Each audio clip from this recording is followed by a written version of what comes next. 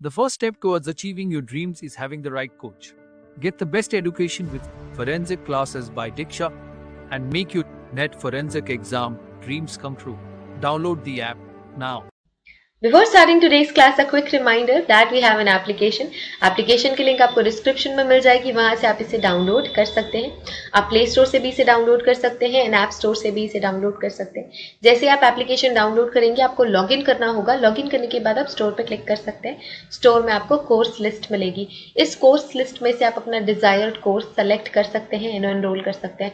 For example, अगर मैं forensic science net की प्रिपरेशन कर रही हूँ तो मैं फोरेंसिक साइंस नेट का कोर्स सेलेक्ट करूंगी. अगर मैं क्रिमिनोलॉजी की प्रिपरेशन कर रही हूँ तो मैं यूजीसी नेट क्रिमिनोलॉजी का कोर्स सेलेक्ट करूंगी. अगर मैं मास्टर्स की प्रिपरेशन कर रही हूँ और मुझे सेमेस्टर क्लासेस चाहिए तो मैं सेमेस्टर क्लासेस का कोर्स चूज करूंगी. फॉर एग्जाम्पल, अगर मैं यूजीसी नेट फोरेंसिक साइंस की प्रिपरेशन कर रही हूँ तो मैं फोरेंसिक साइंस का कोर्स चूज करूंगी. अगर मैं क्रिमिनोलॉजी की प्रिपरेशन कर रही हूँ तो मैं क्रिमिनोलॉजी का कोर्स चूज करूंगी. इसके अलावा सेमेस्टर क्लासेस भी अवेलेबल है एंड फोरेंसिक के फील्ड में जितने भी entrance examination, BSc entrance examination, MSc entrance examination के कोर्सेज भी अवेलेबल हैं. इसके अलावा साइंटिफिक ऑफिसर, साइंटिफिक असिस्टेंट के कोर्सेज भी अवेलेबल हैं. तो आप अगर किसी भी एंट्रेंस एग्जामिनेशन, किसी भी कॉम्पिटिटिव एग्जामिनेशन की प्रिपरेशन कर रहे हैं फोरेंसिक साइंस या क्रिमिनोलॉजी के फील्ड से, तो वो सारी की सारी क्लासेस आपको सिर्फ और सिर्फ मिलेंगी हमारे एप्लीकेशन पे. तो हमारा एप्लीकेशन डाउनलोड आप कर सकते हैं. Forget to download our application and start your preparation with us. So basically we have two types of courses in our application, video lecture course and study material course. So video lecture course में आपको सारी की सारी चीजें मिलती हैं. Video lectures, PDF, study material, mock test, previous year question paper, everything. Study material course में आपको सिर्फ और सिर्फ study material, previous year question papers और मॉक टेस्ट मिलते हैं. वीडियो लेक्चर्स उसमें इंक्लूडेड नहीं होते हैं. So that's the basic difference between video lecture course and study material course. So it's clear now. You can join these classes according to your preparation and start preparing with us. Welcome to this video lecture. और आज के video lecture में हम पढ़ रहे हैं soil evidence. तो हम फिजिकल एविडेंस हैं आपके. फिजिकल एविडेंस, कोई भी चीज़ एविडेंस कब बनती है? जब वो किसी क्राइम से या क्राइम सीन से एसोसिएटेड हो. तो सॉइल क्या है? सॉइल हमारे इन्वायरमेंट में हमारा एक अर्थ का पार्ट है सॉइल. और जब वो सॉइल किसी क्राइम सीन से या फिर उस सॉइल पे कोई क्राइम हो जाता है या फिर वो किसी क्राइम सीन से एसोसिएटेड हो गई, तब वो सॉइल एविडेंस हो जाएगी. अब जब वो सॉइल एविडेंस हो जाएगी तो उसका एग्जामिनेशन आपने कैसे करना है ये भी हम आज इस लेक्चर में देखेंगे. तो पहले देखेंगे कि what is soil evidence. Soil कितने तरीके की होती हैं, टाइप्स ऑफ सॉइल भी देखना है. टाइप्स ऑफ सॉइल, तो सॉइल भी अलग अलग तरीके की होती हैं, अलग अलग कंपोजिशन होते हैं. और यही जो अलग अलग कंपोजिशन सॉइल का होता है वो आपको फैसिलिटेट करता है कि आप एग्जामिनेशन कर सको उसका, आप उसका एग्जामिनेशन कर सको और किसी एक रिजल्ट पॉइंट तक पहुंच सको. तो सॉइल एविडेंस आज हम कर रहे हैं और आज इंट्रोडक्शन से शुरू करते हैं कि व्हाट इज सॉइल. पहले आपने देखना है कि व्हाट इज सॉइल, सॉइल क्या है. फिर आपने देखना है कितने तरीके के सॉइल होते हैं. उसके बाद आपने ये देखना है कि सॉइल एविडेंस का एग्जामिनेशन आप कैसे करोगे. आपके पास सॉइल एविडेंस आता है तो आपने उसे एग्जामिन कैसे करना है. एग्जामिन करने से पहले उसके बारे में आपको इन्फॉर्मेशन होनी ज़रूरी है, उनकी प्रॉपर्टीज़ के बारे में आपको इन्फॉर्मेशन होनी ज़रूरी है. तो आज का लेक्चर शुरू करते हैं सॉइल एविडेंस पे. तो व्हाट इज सॉइल, सबसे पहले आपको ये जानना ज़रूरी है कि व्हाट इज सॉइल. तो सॉइल है आपका अपर लेयर ऑफ अर्थ. अर्थ का जो अपर लेयर है, टॉप मोस्ट लेयर है, उसे हम कहते हैं सॉइल. क्या कहते हैं? सॉइल. जिस पे प्लांट ग्रो करते हैं. अ ब्लैक और डार्क ब्राउन मटेरियल, या तो वो ब्लैक कलर का मटेरियल हो सकता है या डार्क ब्राउन कलर का अर्थ मटेरियल हो सकता है. मींस अर्थ का जो ऊपर का सरफेस है, top most layer of earth, top most layer of earth. ठीक है, top most layer of earth हमारा होता है soil. Usually it can be black और ऑफ डार्क ब्राउन कलर. और जो मटेरियल होता है इट टिपिकली कंसिस्ट मिनरल्स. क्या कंसिस्ट करता है? मिनरल कंसिस्ट करता है वाटर, फ्यू गैसेस और अदर ऑर्गेनिक डीकेइंग रिमेन्स. तो कोई भी चीज़ अर्थ पे जाके डीके होती है. फॉर एग्जाम्पल, ये कोई प्लांट है, दिस इज अ प्लांट. अब इसमें फ्रूट है, जब ये फ्रूट गिरेगा और ये दिस इज अर्थ, ये टॉप मोस्ट लेयर है, तो यहाँ पे जब आपके फ्रूट्स या लीव्स ये कुछ गिरते हैं तो थोड़े दिनों के बाद इन्वायरमेंटल चेंजेस के साथ साथ ये क्या होने लगते हैं, ये डीके होने लगते हैं। डीके होने लगते हैं, हम नॉर्मल भाषा में बोले तो गलने या सड़ने लगते हैं। तो जब ये गलते और सड़ते हैं, इनमें इतने न्यूट्रिएंट्स प्रेजेंट होते हैं कि ये सॉइल में मिक्स होते हैं, ये सॉइल में मिक्स होते हैं। और आपने पढ़ा होगा स्कूल में कि जब ये सारी चीज़ें डीके होकर आपके सॉइल में मिक्स होती हैं तो आपकी सॉइल की प्रॉपर्टीज बढ़ जाती है। इट मीन्स वो ज़्यादा न्यूट्रिएंट रिच हो जाता है, तो जल्दी प्लांट्स वहाँ पे जल्दी उगते हैं, जल्दी से बड़े होते हैं, आपको खाद लगाने की ज़रूरत नहीं पड़ती। तो उसका जो ह्यूमस कंटेंट है, जो आपके सॉइल का ह्यूमस कंटेंट है वो बढ़ता है। तो ह्यूमस कंटेंट से आपको, ह्यूमस वो लेयर होती है जो कि बहुत ज़्यादा न्यूट्रिशन वाली होती है और कोई भी प्लांट जल्दी से वहाँ पे लग सकता है, तो जिसमें nutrition rich. But most of the time soil क्या कंसिस्ट करता है, कुछ मिनरल्स उसमें होते हैं, वाटर मॉलिक्यूल्स प्रेजेंट होते हैं, कुछ गैसेस प्रेजेंट होती है लाइक नाइट्रोजन एंड ऑल। इसके अलावा ऑर्गेनिक डीकेइंग रिमेन्स। तो ऑर्गेनिक डीके रिमेन्स, ये जो डीके हो रहा है ये ऑर्गेनिक डीके हो रहा है। अगर ह्यूमंस या कोई एनिमल भी, जब किसी ह्यूमन एनिमल की डेथ हो जाती है तो वो सॉइल में मिक्स हो जाते हैं, वो डीके होके सॉइल से मिक्स हो जाते हैं और उसमें जो भी मटेरियल प्रेजेंट होगा, जो भी ऑर्गेनिक डीके रिमेन्स होंगे वो आपके सॉइल पे जाके मिक्स हो जाएंगे और वो सारी प्रॉपर्टीज फिर उस सॉइल में आ जाएगी। यही किसी एक सॉइल को यूनिक बनाती है, यही किसी सॉइल को यूनिक बनाती है। For example plants and animals die, जो कि मैंने बोला जब प्लांट्स और एनिमल्स डाई करते हैं, मर जाते हैं, तो डिकम्पोज होते हैं, releasing nutrients back to the soil, और जो भी न्यूट्रिएंट्स उनमें होते हैं वो वापस से रिलीज कर देते हैं सॉइल में। Soil is highly heterogeneous. तो हेटेरोजेनस इन नेचर मीन्स एक वर्ड आता है होमोजेनस, एक वर्ड आता है होमोजेनस, दूसरा वर्ड होता है हेटेरोजेनस। तो होमोजेनस क्या होता है, जब चीजें सिमिलर हो तब। और हेटेरोजेनस कब, जब डिफरेंट मटेरियल्स प्रेजेंट हो। तो सॉइल का नेचर क्या होता है, the nature of the soil is highly heterogeneous. बहुत अलग अलग वेराइटी के कंपोजिशन की होते हैं soils, and varies widely from one place to another. एक जगह से दूसरे जगह जाओगे तो आपका सॉइल चेंज हो जाता है। कैसे चेंज होता है, ड्यू टू विंड, हवा की वजह से हो सकता है, पानी की वजह से हो सकता है, उस एरिया में जो लिविंग ऑर्गेनिजम्स रहते हैं उनकी वजह से हो सकता है, माइनिंग की वजह से हो सकता है, एग्रीकल्चरल हैबिट्स की वजह से हो सकता है। Thus, soil from different places will have different individual characteristics. तो अलग अलग जगहों की सॉइल क्या कंटेन करती है, डिफरेंट यूनिक कैरेक्टरिस्टिक खुद में कंटेन करती है, जो कि आपकी हेल्प करती है कि आप आइडेंटिफाई कर सके सॉइल को, आइडेंटिफाई कर सके। यस, आप आइडेंटिफाई कर सके, उनके इंडिविजुअल कैरेक्टरिस्टिक को कंपेयर कर सके। ये फैसिलिटी आपको मिलती है क्योंकि जो सॉइल है हर थोड़े थोड़े दूर में, एक एरिया के बाद आप जब दूसरे एरिया में एंटर करोगे तो आपको कुछ कंपोजिशन में चेंजेस मिलेंगी या मिट्टी अलग तरीके की मिलेगी। तो यही आपको फैसिलिटेट करता है कि आप आइडेंटिफिकेशन कर सकें और कंपैरिजन कर सकें। अब टाइप्स ऑफ सॉइल पे आ जाओ, कितने तरीके की सॉइल होती है, how many types of soil we have. So mostly we can categorise soil into 6 type. First sand, second clay, third slit, 4 peat and 5th chalk and next is loam। तो ये कुछ अलग अलग तरीके के टाइप्स होते हैं। Soil can be categorise into these 6 categories: sand, clay, slit, peat, chalk और loam। Most of the times we can categorize sand into these categories। तो पहली कैटेगरी की बात करें, सैंडी सॉइल या सैंडी सॉइल या सैंड। आप कभी बीच में गए होंगे तो वहाँ पे सैंड होती है। तो सैंड जो सॉइल, वो भी एक टाइप ऑफ सॉइल है जिसे हम कहते हैं सैंडी सॉइल। और इसकी कैरेक्टरिस्टिक क्या होता है कि ये लाइट होते हैं, नेचर में वार्म होते हैं। धूप पड़ने पे आपका सैंड बहुत गर्म हो जाता है। सैंड और कहाँ मिलता है, ये जिसे हम कहते हैं रेत, हिंदी में हम कहते हैं उसे रेत या फिर हम कहेंगे Sandy soil.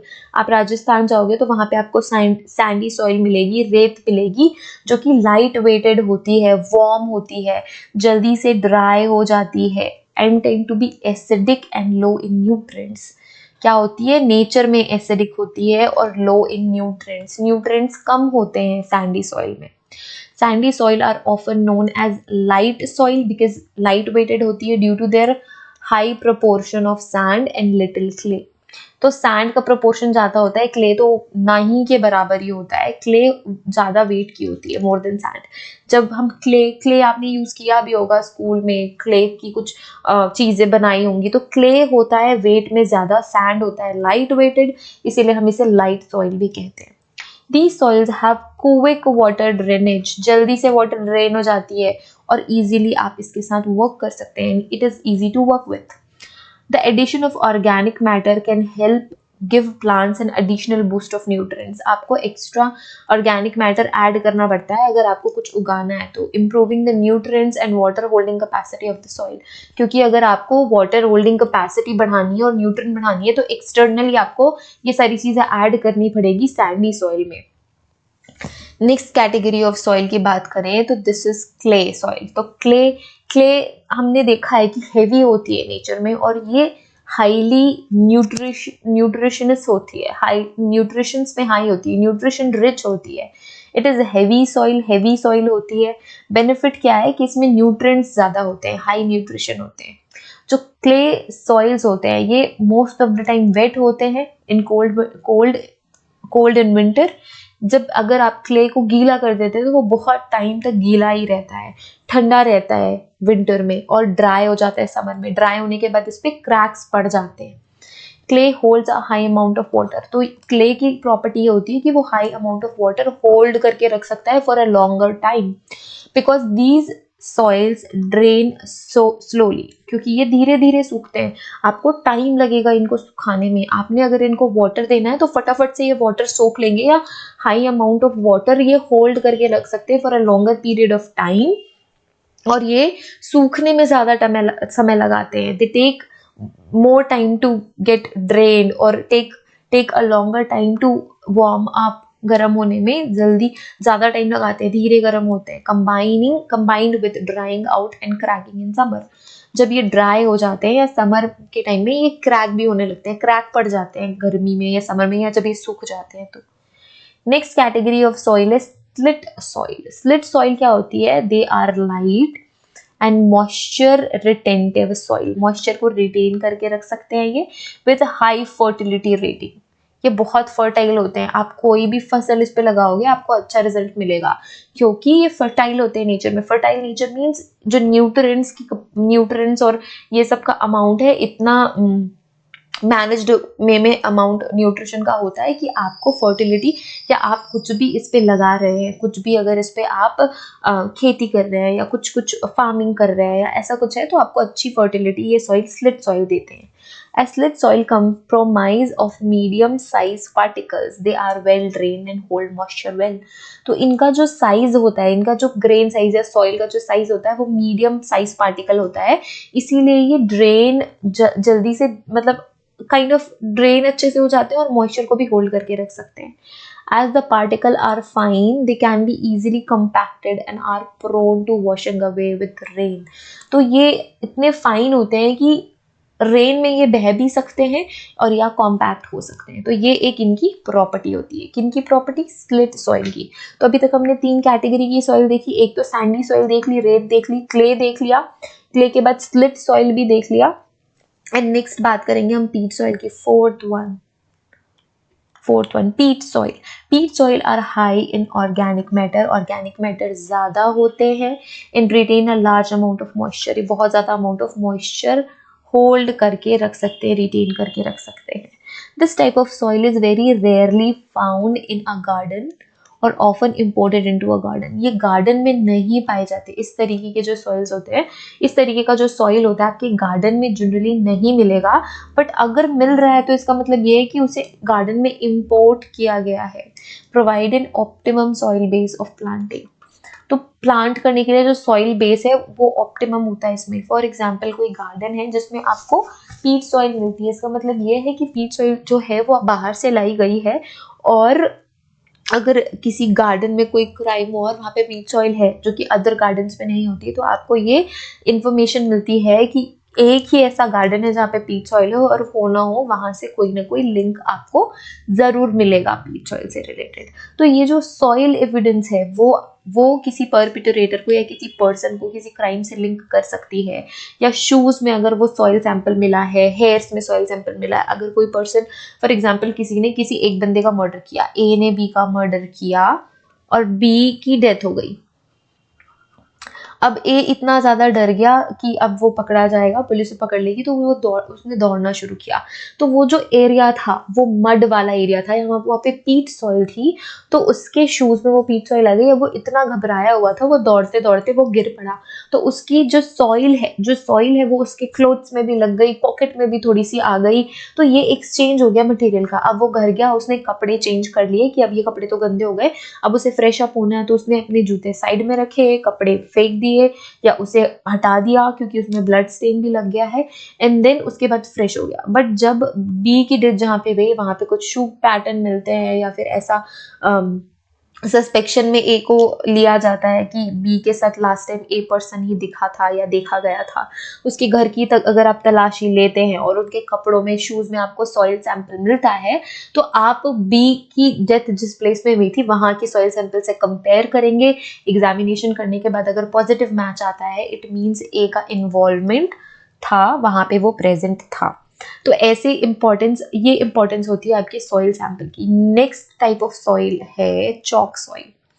Chalk soil can be either light weighted or heavy weight, but always highly alkaline. Basic nature होता है, basic nature या alkaline nature होता है due to calcium carbonate. Calcium carbonate की वजह से इनका नेचर अल्कलाइन होता है। और लाइम, कैल्शियम कार्बोनेट बोल लो या फिर लाइम बोल लो, तो जो चॉक सॉइल होती है उसमें कैल्शियम कार्बोनेट और लाइम का कंपोनेंट का कॉन्स्टिट्यूएंट होते हैं, लाइम और कैल्शियम कार्बोनेट, वो थोड़ा इसका अमाउंट ज्यादा होता है, इसलिए हाईली अल्कलाइन होते हैं। As these soils are alkaline, they will not support the growth of ericaceous plant को ग्रो करने नहीं देता। That is quite acidic soil to grow. तो आप इसमें एज सच कुछ प्लांट ग्रो नहीं कर सकते बिकॉज एसिडिक नेचर के होते हैं ये जो प्लांट्स होते हैं, और इनका नेचर है अल्कलाइन है।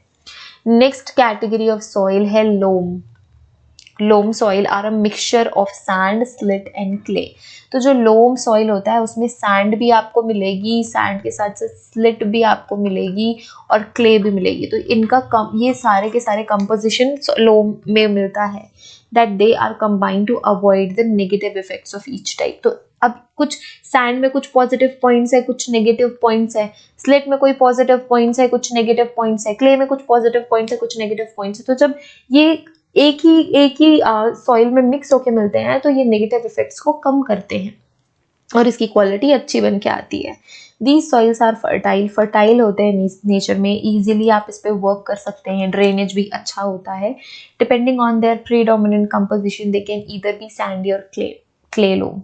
सैंडी लोम भी हो सकती है, क्ले लोम भी हो सकती है, डिपेंड करता है कि सैंड का कॉन्स्टिट्यूएंट या सैंड का जो कंपोजिशन है वो ज्यादा है या क्ले का कंपोजिशन ज्यादा है या स्लेट का कंपोजिशन ज्यादा है। It depends on that.